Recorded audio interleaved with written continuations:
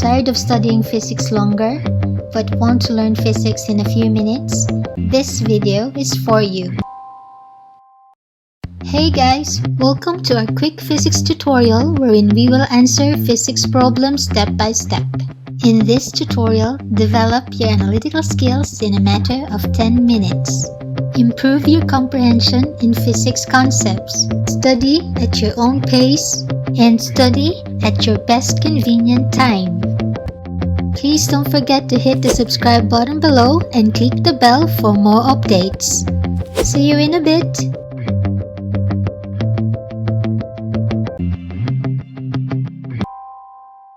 Ready? Let's begin. This problem is about finding the average velocity and speed of an object.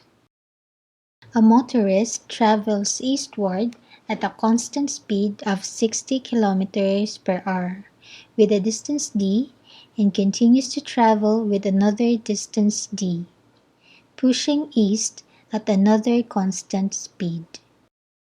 The average velocity for its entire trip is 30 km per hour. Determine the following. A. The value of the unknown constant speed. B. The average velocity for its trip if the second distance was traveled in the opposite direction. And letter C. Find the average speed for this overall changed trip. Step 1. Identify the given data. Sa kani nga problem, duha ka distansya ang gibiyahe sa motorista. Sa una nga distansya, nibiyahe siya og 60 kilometers per hour. Sa ikaduha nga distansya, unknown ang speed o ang dagan sa motorista. Ang average velocity sa tibuok biyahe sa motorista is 30 kilometers per hour. Since ang given nga velocity is positive o given nga average velocity sa entire trip is positive, buti pasabot nga ang dagan sa motorista is padulong east or positive x direction. Step 2. Atong pangitaon ang value sa unknown constant speed. Una, ato i-recall ang formula sa speed which is delta x over delta t. Atong i-rearrange ang formula delta t equals delta x over speed v. Atong i-expand ang expression. Atong isulat delta x1 over v1 para sa unang nga distansya nga nabiyahe sa motorista ug delta x2 over v2 para sa ikaduha nga distansya nga nabiyahe sa motorista.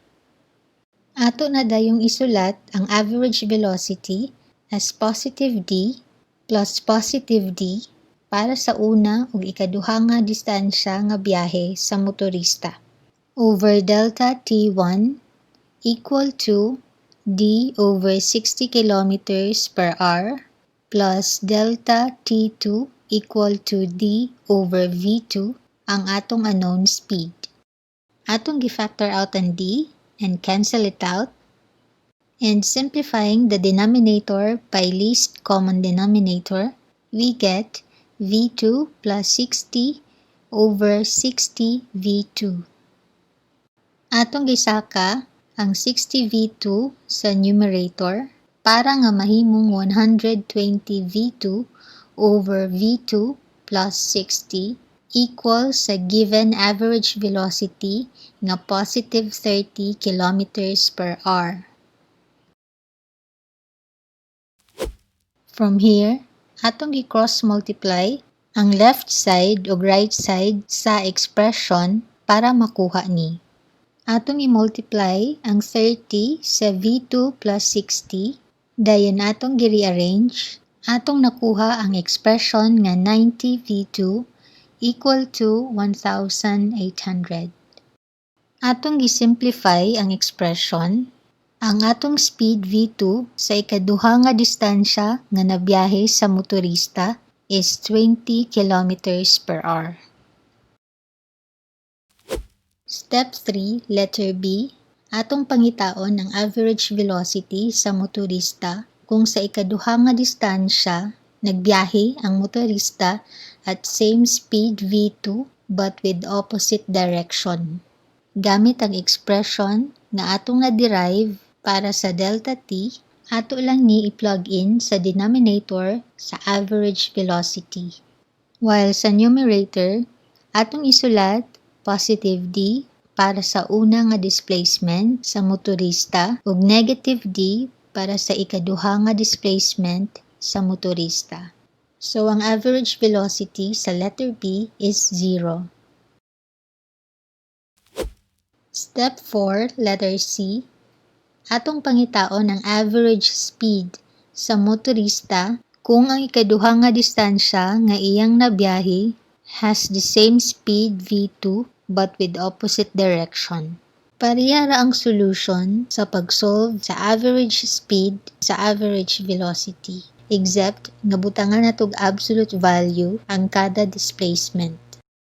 Gamit ang speed V2 nga atong na-solve sa letter A, ato ning i-substitute sa average speed expression. Since ang absolute value sa negative d is d, atong isulat ang numerator as d plus d equal to 2d. Pagkahuman, atong i-factor out ang d sa denominator.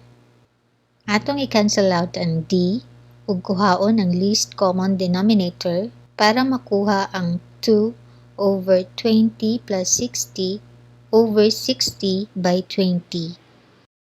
Simplifying this, ato makuha ang 2,400 over 80. So, ang average speed sa letter C is 30 kilometers per hour. Buti pa sabot nga ang average speed is dili pirmi equal sa absolute value sa average velocity. Kani mahitabo kung dili pariha ang direction sa displacements. For example, kung atong kuhaon ang absolute value sa average velocity, 0 atong makuha, which is dili pariha sa atong sakto nga answer nga 30 kilometers per hour.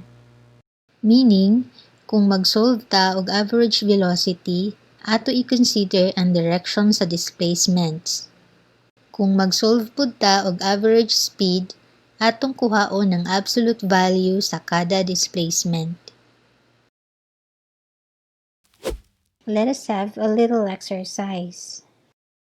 A motorist travels eastward at a constant speed of 30 kilometers per hour with a distance d and continues to travel with another distance d, pushing east at another constant speed. The average velocity for its entire trip is 20 kilometers per hour. Determine the following: the value of the unknown constant speed and the average speed for its trip if the second distance was traveled in the opposite direction. Just follow the previous steps and you will get the same correct answer.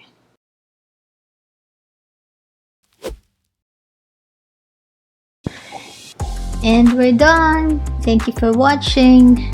Please don't forget to hit the subscribe button below and click the bell for more quick physics tutorials. Like and follow us on our Facebook page. See ya!